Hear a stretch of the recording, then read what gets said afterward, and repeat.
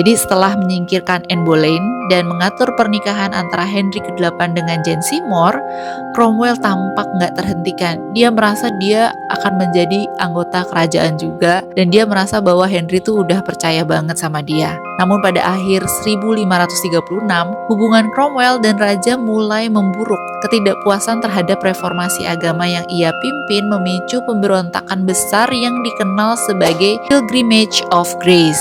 Jadi para pengikut Thomas Cromwell di reformasi agama ini mulai memberontak, dan raja mencurigai yang pasti karena si Thomas Cromwell adalah salah satu bagian yang bahkan kepalanya, berarti Thomas Cromwell nih ikut-ikutan dong, walaupun sebenarnya yang memberontak itu adalah pengikut-pengikutnya. Maka dari itu susah sekali untuk mengembalikan kepercayaan raja. Pada tahun 1539, Cromwell nih sebenarnya berusaha mendapatkan kembali kepercayaan raja dengan mencarikan istri baru, yaitu Anne of Cleves.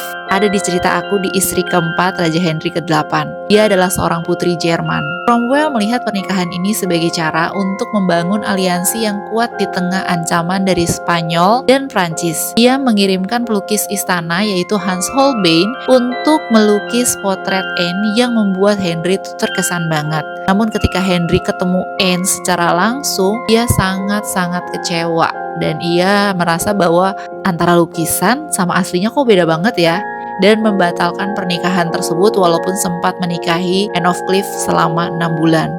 Dan dia menyalahkan Cromwell atas kejadian ini. Meskipun Cromwell itu nggak dihukum atas kesalahan ini, musuh-musuhnya termasuk Duke of Norfolk dan Stephen Gardiner mulai merencanakan kejatuhannya. Mereka menuduhnya berkhianat dan mereka tuh menghasut raja untuk menangkap Cromwell. Pada 10 Juni 1540, Cromwell ditangkap setelah dituduh berkhianat dan dibawa ke menara London.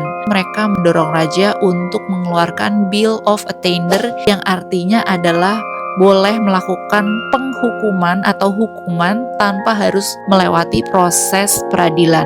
Nah, Cromwell akhirnya dieksekusi pada 28 Juli 1540 dengan cara dipenggal. Nah, pada hari tersebut itu Henry ke-8 ini malah menikahi istri kelimanya, Catherine Howard. Setelah kematiannya, Henry itu menyadari kesalahan yang besar yang telah ia lakukan dengan mengeksekusi seorang menteri yang sangat mampu dan setia. Dalam beberapa bulan setelah eksekusi Cromwell, Henry bahkan mengeluh kepada para menterinya tentang kematian Cromwell. Dia menyadari bahwa tidak ada yang dapat menggantikan kemampuan Cromwell.